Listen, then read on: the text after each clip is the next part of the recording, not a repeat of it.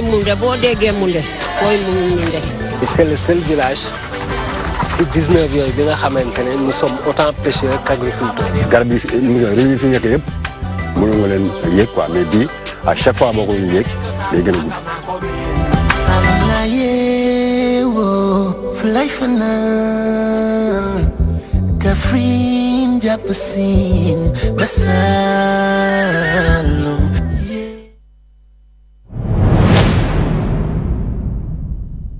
Pikini Production DTV ñoo lëkkaloo ngir andil leen film bu bees bu tudd Bés. Bés film la bu ñu leen di présenté ngir bégal leen yee leen jàng ak jàngale tamit.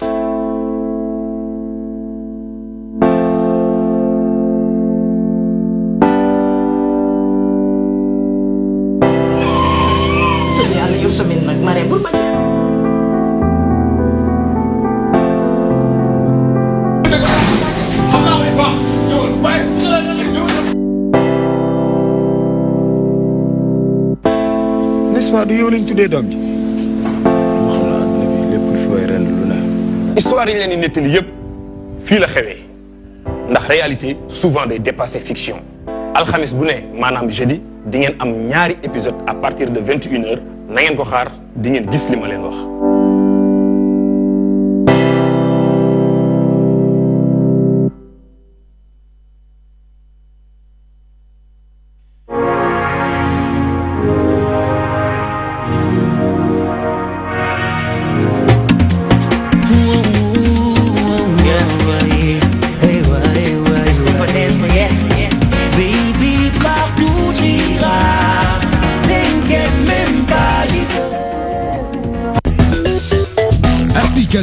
DTV, la magie de la télé vous suit partout dans le monde avec son nouveau service disponible sur les supports Windows, iOS, iPhone, Android et tablette. La DTV sous vos yeux partout à tout instant. Avec la DTV, vivez la magie de la télé.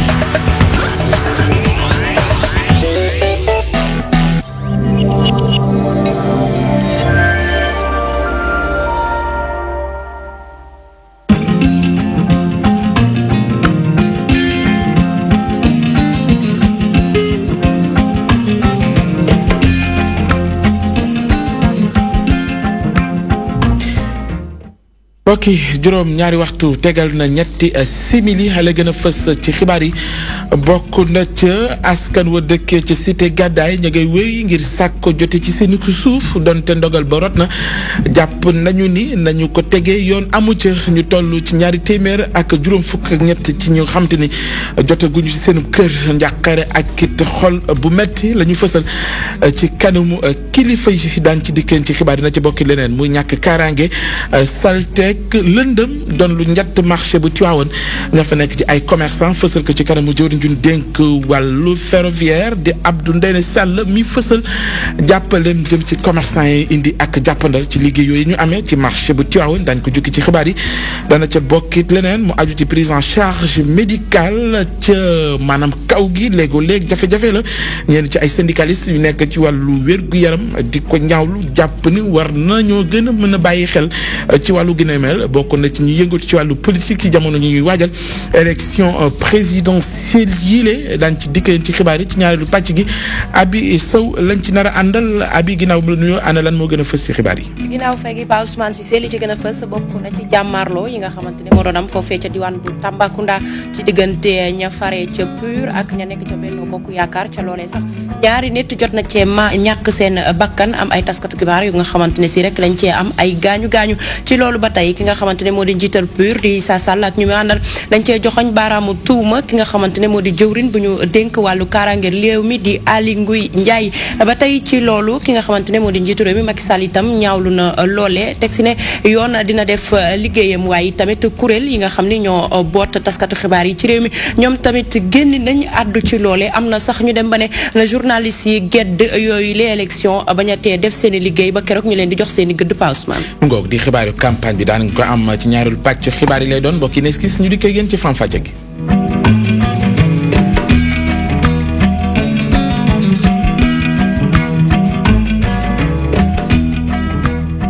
mbir yaa ngi xewee ci atum 2013 ba léegi daanaka pënd ba wëreegul dinañu dëkkee ca gàddaay toll nañ ci ñaari téeméer ak juróom fukk ak ñett ci ay borom kër yoo xam te dañoo daaneel seenu kër jël seenu ko terrain donte nag mbir yee terrain na ci tribunal daal di teg daan promoteur bi ñu woowee Mbaye ñaari atu kaso waaye waajooju ba léegi daanaka mu ngi wéy ay activité am ba léegi ñoom mënuñoo teg loxo ci seen i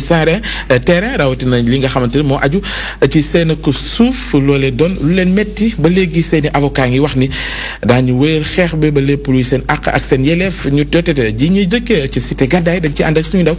di Adja Ndiaye ci ay leeral. naaw juróom-ñetti yu ñu ko renvoyé ci cour d'appel bi nag collectif bi nga xam ne ñoo ñàkk seeni kër foofee ci cité gàddaay ñoo ñaawlu liberté bi nga xam ne Babacar Fall am na ko moom mais nag ñu ko doon tuumaal toj ñeenti téeméer ak juróom fukk ak ñetti kër foofee ca cité ba collectif bi di am xel ñaar ci liberté bi. ay citoyen lañ comme Babacar Fall ni ñu koy jàppalee tànk leer na ñëpp ci biir tribunal bi il faut que ça soit très clair dañuy taxaw nag. taxaw de dinañ ko def de dinañ xeex dinañ def lu ne parce que victimes yi kenn du bàyyi ak Babacar Fall ñoo nan ngay mën a tojee plus de 253 kër nga toj ko daaneel ko di bokk ak ñoom oto di taxawaal ak ñoom di bokk ak ñoom place bi ngeen di toog di defal mais ñun buñ dul woon ay républicains rey nañ ko. yàgg na vraiment. mais on est des républicains dañoo respecté suñu juridiction dëkk xam nañ ni aussi dëkk justice bi dina ko tegal. bëgg nag lu gën a leer ci biir li dossier avocat wu partie civile bi daal di ñaan ñu yóbbu ko ba beneen yoon. def ba indi ko ci salle bi waaye jógewul prison en tout cas mbir la bu nga xamante ni dafa teey xel voilà looloo tax ñu ne ñu demander cour bi ñu dàq ko ba beneen yoon pour que ñu mën a àtte mbir mi ci anam yu gën a rafet yu gën a dal xel. ci noonu sax ñi nga xam ne ñoo ñàkk seeni kër taxaw temee ngir rek yoon def liggéeyam. ñu ñëwaatee nag dañuy xaar Babacar Fall jóge prison tey jii sax la wax nii duñ fi ñibbi tant que gisuñu Babacar Fall dugg parquet. parce que tey jii bu ñu gisee Babacar Fall ni jógewul parquet benn agent civil moo ko jëli andi ko présenté ko le juge kooku ñun dafa tey suñu xel. moom Babacar Fall mili cour bi nag daal di condamné woon ñaari atu kaso ak ñeenti milliards yu ñu ko amande verdict bi ñoom impacté yi jàpp ni respecté wuñ ko benn yoon. ci noonu sax ñuy am yaakaar ni fukki fan ak juróom-ñett ci weeru février bi ñu nekk atte bi dinañ ko jaarale ci yoon. mu ngoog di ña dëkk ca cité gàddaay di wéy di sàkku ci jotee seen ko suuf rawatina kër ya ñu daaneel mbir yi xewee ci atum 2013 ba léegi daanaka pënd ba wëreegul ci cawle la ci Tiwaawan lañ jëm di marché ba dafa nekk di ay commerçant di ñaawlu anam ga ñu nekk ci boobee marché ci ñàkkum kaaraange naka noonu li nga xamante ne moo jëm ci salte gu leen sonal ak it lëndëm loolee yëpp ñu béjji ko ci kanamu kilifa yi fa ne bokk na ci ministre bi di Abdou Ndéné Sall ci élection yu ñu dëgmal ñoom la ñu bëgg mooy ni kilifa yi nañu indi jàppandal ci loolee di seen ko càkkutéef fësal ko ci kanam suñu ndaw di Daouda Thiandoum. jaaykat yi nekk ci marché Tivaouane ñoom nag xaatim nañ seen jafe-jafe yi ñu jànkuwanteel tey tax sax seen liggéey di sooxee jafe-jafe yooyu nag tax na sax ñoom ñu meroon ba futtu ci kanamu kilifa yi nga xam te ñoo dëkkee foofii. bëgg nañu tamit ngeen dimbali ñu ngir yàlla financement yu ñëw ci dëkk bi kenn gënu leen koo yoyoo ay jàmbaar lañu ay liggéeykat lañu te kenn dimbaliwu leen ngeen dimbali leen financé leen ñu liggéey ci barke Seydina Mohamed dañ leen koo ñaan bi ci des mooy marché bi problème yi bëri na trop te amu ci benn boo xamee si ni saafaraw na dañ leen koy dollee wax. ñàkkum kaaraange ak calte gu mat sëkk waaye tamit marché bu lëndëm tax na rek jaaykat yooyu jaaxle lool. ba tax na sax ñoom ñu ngay sàkku ak ndimbal ci kilifa yooyu ci seen bërëb boobee nga xam ne sax tamit benn toilette amu fa. marché bi setul marché bi leerul marché amul sécurité marché amul loxo amul hygiène marché amul chaque jour askan Jakarta kalandoo saret lépp ngi te li ñu lekk ñi ñoom ñëpp li ñu lekk ci la jógee ñu ngi jaar ci Sénégal ñëpp li ñu lekk ci la jógee kon marché war nañ ko ma toppatoo ba ku ñëw xool ko pour teewal ba mu àgg pour marché àggu fa ñu ne comme ça président muy um kilifa mu dégg ko ndax lii jooy na ko fu ne amul saafara. kilifa yi nag gannaaw bu ñu jëlee kàddu gi ñoom it dala nañ xelu ñi nga xamante ni ñooy militant yooyu sax nga xam ne dañoo meroon waaye tamit delloo si nañ seen xel te fas yéene takku rek ngir jàppale ki nga xamante ni mooy Macky Sall.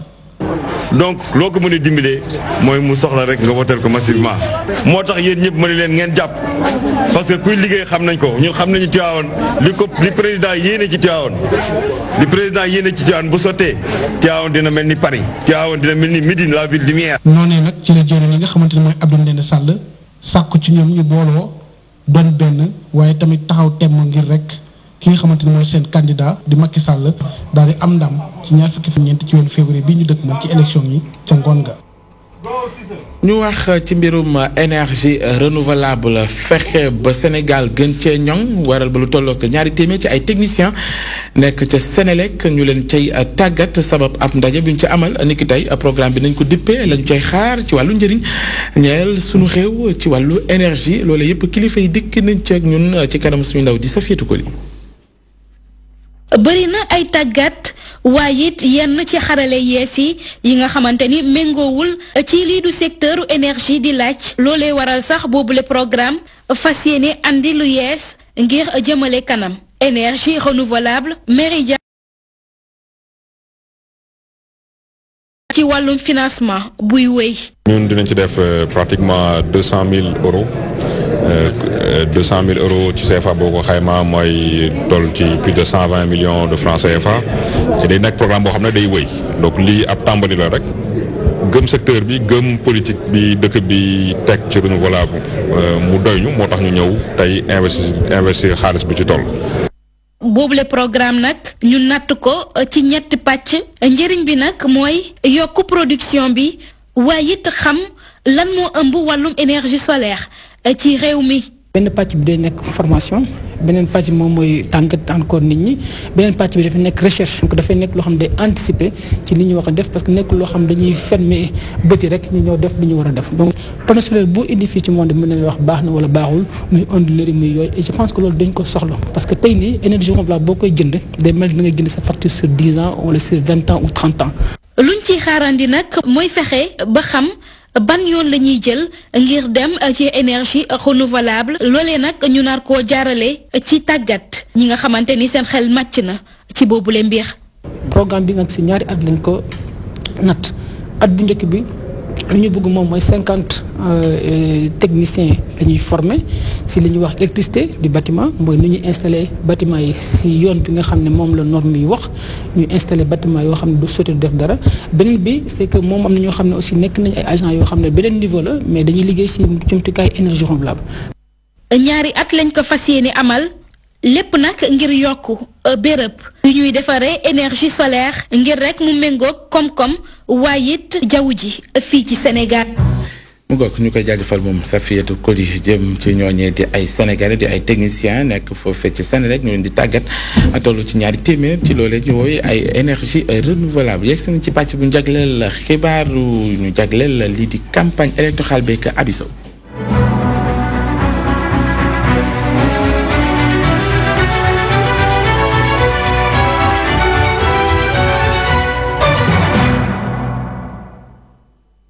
jërëjëf Pape Ousmane Cissé ci xibaaru campagne yooyu la ca gën a fës mooy rek ñaari nit yu ñàkk seen bakkan ak ña ca am ay gaañu gaañ ca loolee sax bokk na ci ay taskatu xibaar loolee nag moo tukkee ca jàmmaarloo bi nga xamante ne am na foofee ca diwaanu Tambacounda te mu doon dox ci diggante ña faree ca Benno Bokk Yaakaar ak ña faree ca PUR loolee nag daanaka lañ fa gis mën na ko firnde ndax nag ay ndaw yu nga xamante ne dañoo meroon lool noone rek ñi nga xamante ne si mooy way politique yi duñ fa amal seen ab campagne du ñàkk sunu ndaw ba ñu teewul foofee ca diwaanu Tambacounda Samb Biag yi bu noppee dinañ ko rek daal di am mu dëgtal ñu la fa jot a xew Samb mu ngi ci ligne bi. ba tey Samb du ñàkk dinañ ci ñëwaat ak moom loolee nag moo tax ba ki nga xamante ne moo di njiital PUR di Issa Sall di ci joxañ baaraamu tuuma ki nga xamante ne moo di jëwriñ bu ñu dénk kaaraange réew mi di Aly Ngouille Ndiaye ndax moom nee na moom rek moo taxaw ngir rek saboter li nga xamante ne moo di processus électoral ngir rek tuutal ñi nga xamante ne ñoo faree ci kujje gi ba tax na sax nee na lu jik njaag ci loolee rek kooke Aly Ngouille Ndiaye mooy rek njaag ci loolee mbootaay bi nga xamante ne moo boot taskatu xibaar yi di convention des jeunes reporters ñoom itam ñaawlu nañu loolu bu baax a baax teg si nag di woo ñi nga xamante ne ñoo di taskatu xibaar ya fa ne ngir rek ñu gedd wala sax ñu bank seen yoxo ci yooyu le campagne ba keroog ñu leen di jox seenu gëdd ki leen jiite sax dem na bay woo ñi nga xamante ne ñoo di kilifa yi ne li nga xamante ne moo di kaaraange taskatu xibaar yi doonut lu ñuy négocier dañ ko war a def ndax nag mooy seenu cër ba tey ci mbootaay bi bootaay taskatu xibaar bi la yoon nag ñi nga xamante ne ñooy yëngu ci l'internet bi di l'association de la presse en ligne ñoom itam ñaawlu nañ li ni mel bu baax a baax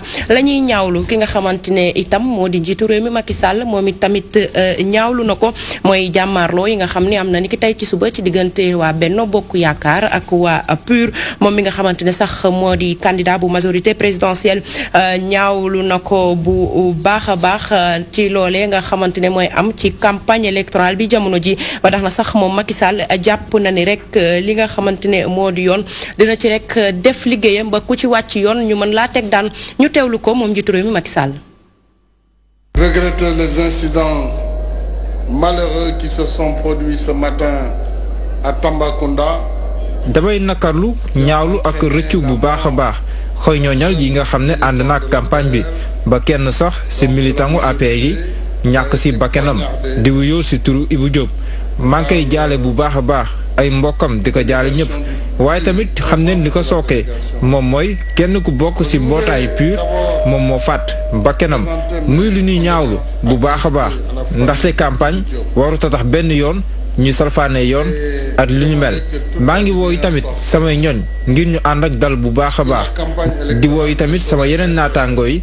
ngir ñu def li ñu mel ak seeni ñoñ campagne bi ñu wéyal ko ci dal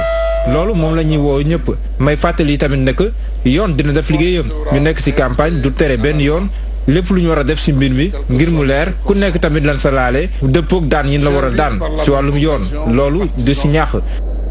À ne pas céder à la provocation,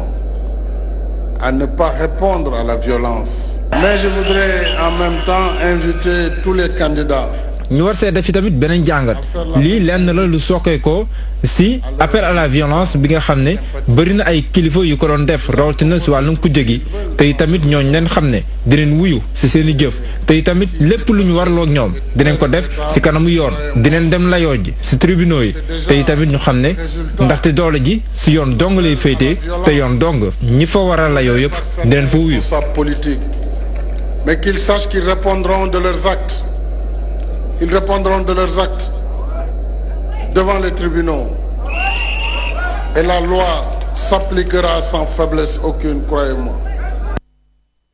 jàmmaarloo yooyu nag nekkul ca diwaanu Tambacounda dong la amoon ndax nag amoon na foofee ca diwaan bu Fatick ndax nag ñi nga xamante ne ñoo ànd ak Ousmane Sonko ñoo rek daal doon xeex ak ñi nga xamante ne ñoo ànd ak Macky Sall ba tax na sax loolee ñaari nit yu am ay gaañu-gaañu ñoo ca tukkee moom candidat bi di Ousmane Sonko laata muy dem ca diwaan bu Fatick jaaroon na ca Mbour ba tax na sax ay nit ñu bari génnoon nañu ngir tertu ko ngir rek fësal lañu ànd ak moom ñu ànd ci ak Abdoulaye Wadianga. ñaari nit ñu am ay gaañu-gaañu lu ni mel mooy bilan wu jaamarloo yu am niki dimanche bile ca Fatick ci diggante ndaw yi nga xam ne ñoo bootu ci coalition Benno Bokk Yaakaar ak ñi nga xam ne ñoom ñoo farek Ousmane Sonko ndaw yooyu nga xam ne dañoo am ay gaañu-gaañu yu xaw a métti ñoom nag dañ leen daal di yóbbu ca l'hôpital bu Fatick.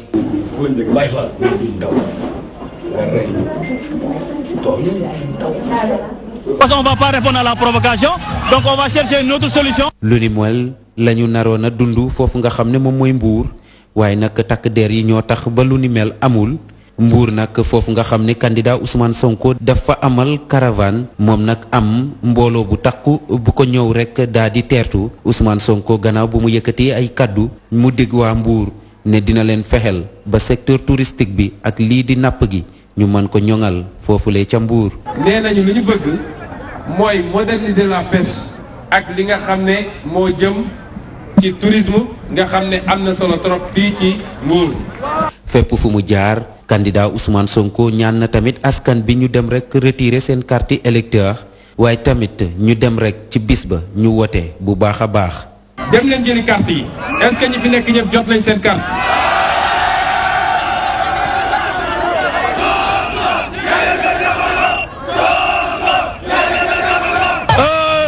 Parce que je le sois choisi parce que Sonko, c'est un homme sain, un homme sérieux, le patriote.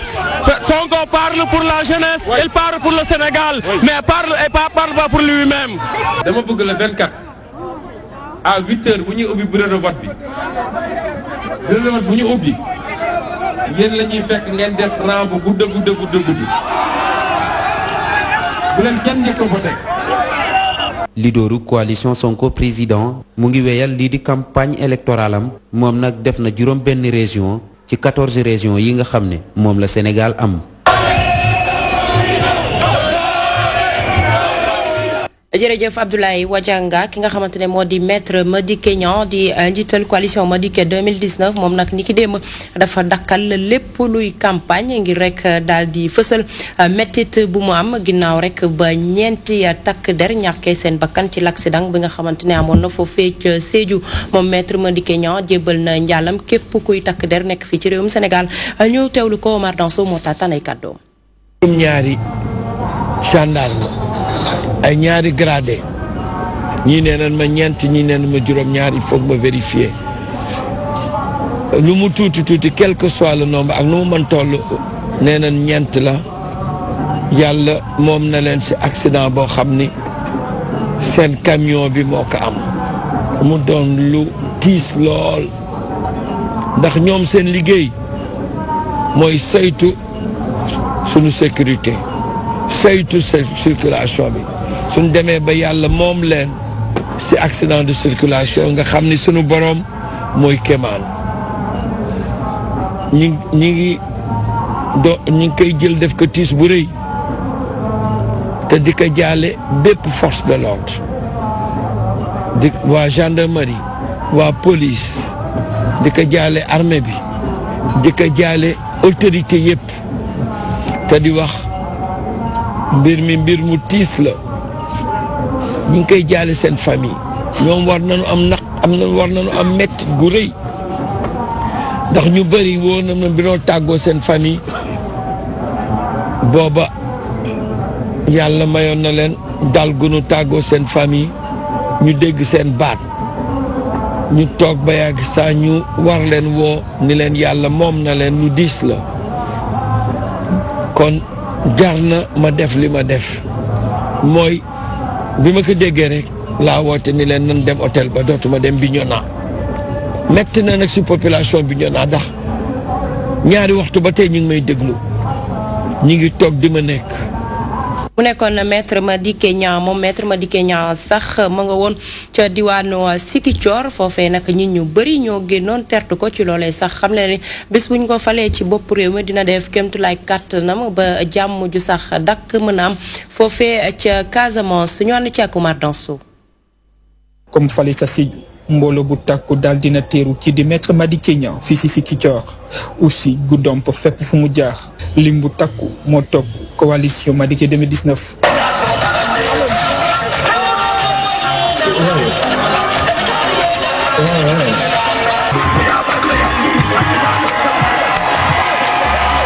candidat coalition Madické 2019 daal dina taxaw temb ngir jàmm am fii ci Casamance ci noonu dina taxawal ñetti ministères yoo xamante ne problème Casamance rek lay toppatoo. sama liggéey bu njëkk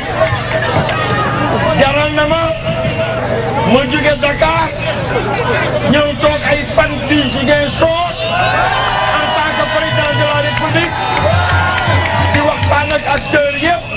Casamance dama koy jox ministre boo xam ni Casamance rek lay toppatoo. daa ngeen am ñetti ministre Kolda dana am ministre am boo xam ni affaire Kolda rek lay toppatoo. Sédhiou am ministre boo xam ni affaire Sédhiou rek lay toppatoo. Ziguinchor am ministre boo xam ni affaire Ziguinchor rek lay toppatoo. moom maître Madické Niang dina fexe ba ndaw ñi am liggéey fii ci diwaanu Sikicoor. danaa jàppale artistes yi daan leen produire daan leen jàppale ñu am matériel yu baax daan leen former daan leen taxawu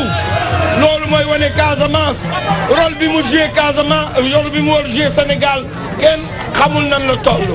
nee naa bëggatuma kuy jógee Casamance di wuti liggéey dama bëgg kuy jóge Ndar di wut si kër liggéey Casamance dama bëgg kuy Diourbel di wut si liggéey Casamance ndax liggéeyukaay yaa ngi fii bëri nan ko jariñoo. ginnaaw mobilisation bi fii ci Ziguinchor coalition Madické 2019 ñu koy xaar niki tey ci Kaolack. jërëjëf Omar Danso ki nga xamante ne moo di candidat bu waa Benno Bokk Yaakaar moom nag nee na xelam dal na ndax nag ba mu dooree campagne bi ak léegi fépp fu mu dem askan wi dañuy génn tertu ko ngir fësal li nga xamante ne moo di yaakaar bi nga xamante ne ñu ngi koy wëy di am ci ñoom ci loolee sax moom jot naa dem ca Sédhiou ak Bignona nee na nag laata muy jeexal campagne bi dina rek dugg ci ruq-ruqaat yu nekk ci diwaanu Ziguinchor gépp dañ ci teewlu Codé Ndiaye.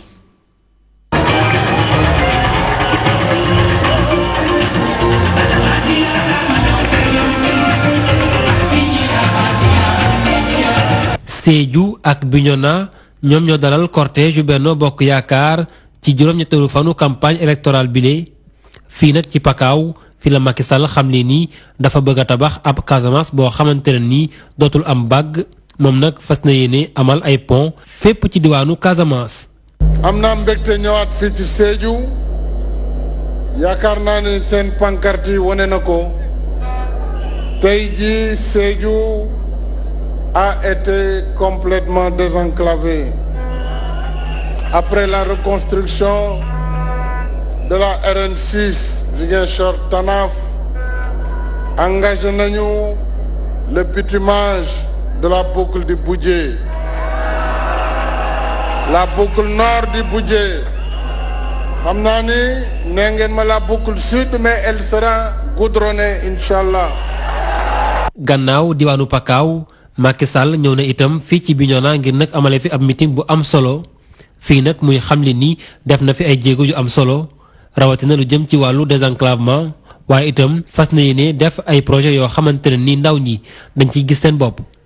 yoon yi yëpp dinañ ko defar pont yëpp dinañ ko tabax su ma ko waxee war ngeen ko gëm ndax duma wax di sànni sama wax dama koy teg ci xalaat. ak nas xalaat bi xool faisabilité bi wut alal ji doog leen ko wax donc le désenclavement de la Casamance sera totalement réalisé dinañu yokk emploi bi waxuma ci waxu université Assane Seck bu Ziguinchor mais fii si Bignona ndaw ñi dinañu am espace numérique ouvert wax naa ko léegi danañu am centre de formation professionnelle pour que métier yëpp ñu jàngale leen fii. Sédhiou ak Bignona daal di amal ay mobilisation yu am solo ngir nag dalal Macky Sall responsable locaux yi di xam ne ni daañu def seen kéem kattan ngir nag Macky Sall jël ndam li ci ngoon ak 24 février 2019. jërëjëf Codé Ndiaye ki nga xamante ne moo di njiital coalition Idy 2019 moom nag dafa taxaw tem ne rek bis bu ñu ko falee ci bopp réew mi dina defaraat l'idéalam bi waaye nag gën a ñoŋal anam yuñ koy yoree mu ne nag liggéey boobee du ko dooree fenn fudul ca diwaan bu Kolda ndax nag ñoom ñoo ko gën a soxla ba tey mu doon wax ci wàllum alam gi mu ne rek am na programme bu nga xamante ne si buñ ko falee ci bopp réew mi bis bu ko jëfee li nga xamante ne moo di àll bi dina daal di naat ñu teewlu ko moom Idrissa Seck mooy njiital coalition Idy 2019. frère écologiste yi ci sunu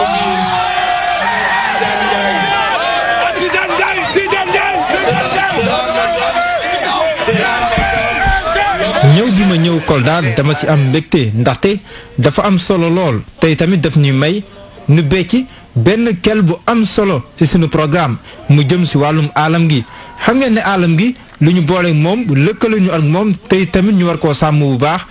dañ koy tënk ci ñett tey tamit sunu wàllu programme boobu am na ay pexe yuñ ci xalaat ngir gën a ñoŋal sunu alam ngir sunu nekkin gën a neex ci wàllum dëkkuwaay waaye tamit ci wàllum àll bi ñu xool nan lañ koy gën a naatalee ngir ñun ñëpp nu mun ci jëriñoo bu dul loolu tamit li am ci géej gi rek moom mooy am ci àll yi ñu koy jaay ci ay njëg yoo xam te ni jarul dara ñu ciy loru ñeneen di ci jëriñoo looloo dal tey jii ay nappkat yu bare ci géej gi te loolu faaw ñu ut ci ay saafara te tamit sunu programme bi def ci sëgg bu baax. bateaux étrangers au point de priver nos propres pêcheurs de la ressource qui nous appartient, cela ne peut pas fonctionner. ñuy jaajëfal bu baax Mouhamadou Diallo ci li mu tekki kaddu yi ci kàllaamay Kocc li ni mel nag moo ndar képp xibaar yi ñoo jagleloon wàllum campagne bi jàngeen jëf ma delloo kaddu gi Pape Ousmane Cissé.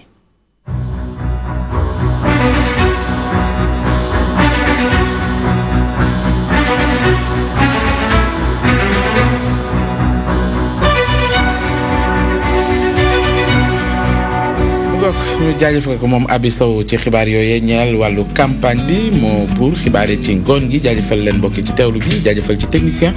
yi ñu ci àndaloon juróom-ñetti waxtu ci kàllaamay nasaraan daa ngeen ànd ak sunu yeneen ni natango ci toogu bi Mouhamadou Diallo ak Rosalie Marguerite Ndiaye jaajëfal leen ñaanal leen guddeeg jàmm bu ànd ak tawfeex di ko sàkku ci yéen jamono bu nekk wasalaam.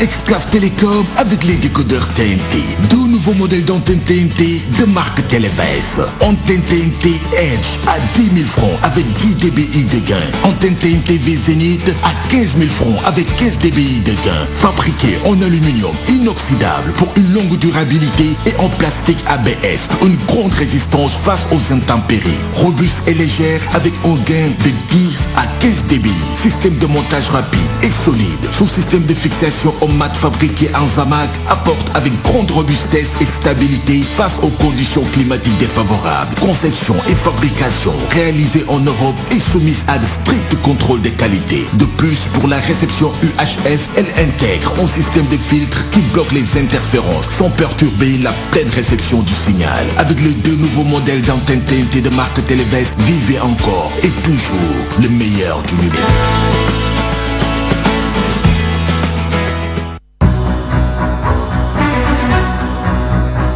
La présidentielle du 24 février 2019 s'annonce palpitante et la DTV arbore les couleurs du pays. Les déclarations des différents protagonistes, les alliances entre recalés et candidats et la transhumance, autant de points qui seront débattus sur nos plateaux avec des invités de marque. Vous aurez les temps forts de la campagne électorale avec nos équipes qui sillonnent le pays en compagnie des candidats. TMTC, relooké et se prolonge jusqu'au samedi avec de nouvelles rubriques.